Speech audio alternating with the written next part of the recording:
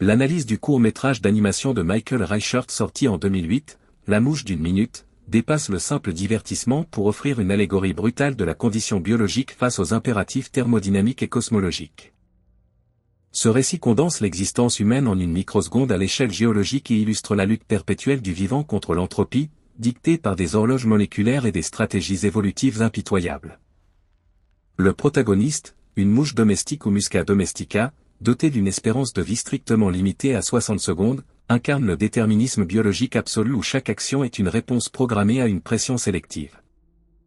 Le chronomètre flottant au-dessus de l'insecte ne constitue pas seulement un artifice narratif mais symbolise la réalité tangible des télomères.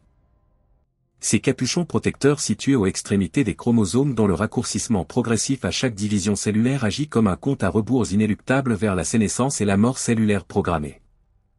Les recherches récentes menées à l'Université de Buffalo, financées par une subvention de 2 600 000 $ de l'Institut national du cœur, des poumons et du sang, ont établi une corrélation directe entre les trajectoires de longueur des télomères depuis la naissance jusqu'au début de l'âge adulte et les risques pathologiques ultérieurs, notamment l'athérosclérose subclinique. Ces données empiriques renforcent la thèse selon laquelle les facteurs environnementaux précoces impriment leur marque sur cette horloge moléculaire, un mécanisme conservé par l'évolution depuis les insectes jusqu'aux mammifères. Soulignant ainsi que la frénésie de la mouche est un parallèle poignant de nos propres divisions cellulaires finies. La liste des tâches que l'insecte tente désespérément d'accomplir, comprenant la consommation, la socialisation, la reproduction, l'aventure, l'altruisme et la gloire, reflète fidèlement les pressions évolutives qui sculptent le comportement animal. Il convient d'examiner cette frénésie sous l'angle de la théorie de la sélection RK, un modèle écologique qui distingue les stratégies de reproduction.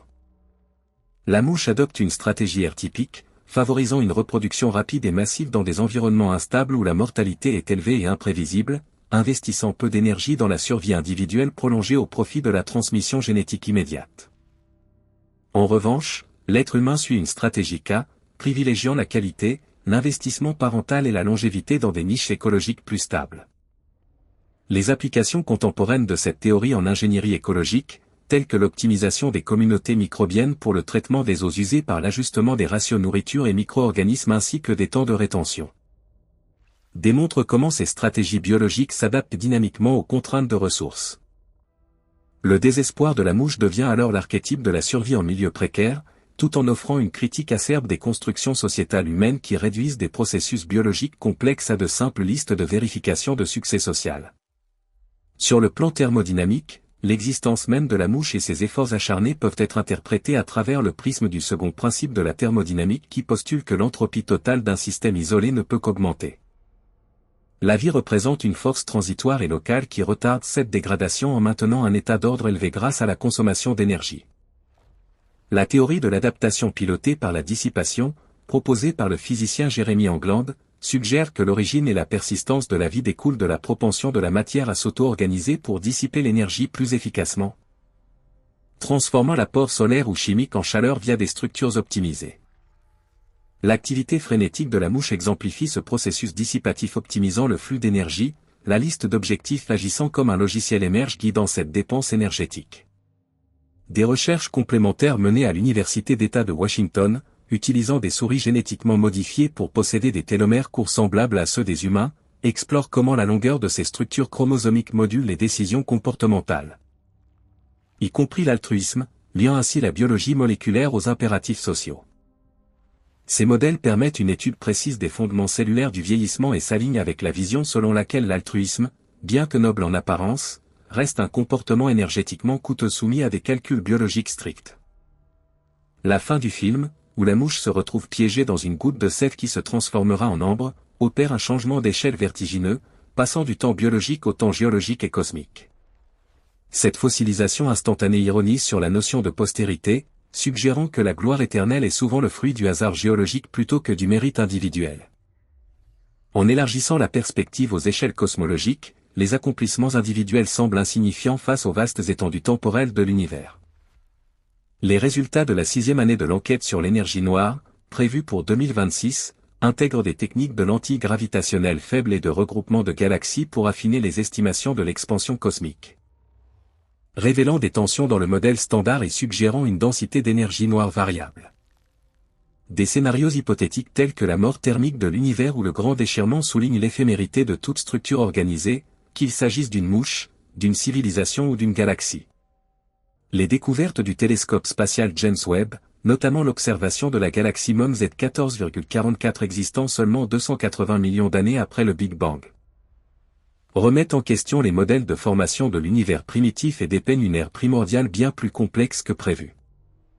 Ces observations évoquent l'humilité du point bleu pâle décrite par Carl Sagan et résonnent avec les philosophies existentialistes de Jean-Paul Sartre et Albert Camus, qui affirment que la liberté humaine réside dans l'acceptation de l'absurdité de l'existence. La neurobiologie moderne apporte un éclairage supplémentaire sur la quête de sens illustrée par la liste de la mouche, en soulignant le rôle de la dopamine non pas dans le plaisir de la récompense, mais dans la motivation de la poursuite. Ce mécanisme conduit à une adaptation hédonique où chaque objectif atteint perd rapidement de sa saveur, poussant l'organisme à rechercher perpétuellement de nouveaux stimuli. Cette réalité biologique valide l'appel à savourer le moment présent et l'expérience consciente immédiate plutôt que de se focaliser sur des objectifs futurs illusoires. En conclusion, l'intégration magistrale par ce récit des principes de la biologie moléculaire, de la thermodynamique hors équilibre et de la cosmologie observationnelle force une réévaluation de nos propres listes imposées. Elle nous rappelle que dans un cosmos indifférent en route vers l'équilibre thermique, la véritable défiance ne réside pas dans une permanence illusoire mais dans une présence intentionnelle et intense. Ces réflexions, ancrées dans des avancées scientifiques vérifiées, offrent une orientation profonde pour naviguer nos propres trajectoires finies, nous invitant à transcender la tyrannie de l'horloge biologique par la densité de l'expérience vécue. L'analyse approfondie de la structure narrative révèle également une critique implicite du matérialisme fonctionnel qui domine les sociétés industrialisées modernes. La mouche, dans sa course effrénée, ne prend jamais le temps d'interroger la validité ou l'origine de la liste qui gouverne sa vie, agissant comme un automate biologique exécutant un script préétabli.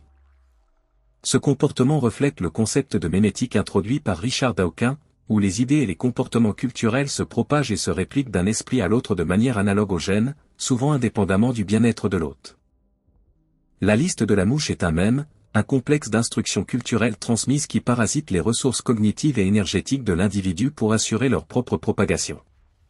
En transposant cela à l'expérience humaine, on observe que les marqueurs de succès conventionnels tels que l'accumulation de richesses, le statut social et la reconnaissance publique fonctionnent comme des parasites mémétiques qui exploitent nos circuits dopaminergiques ancestraux conçus pour la survie en milieu hostile.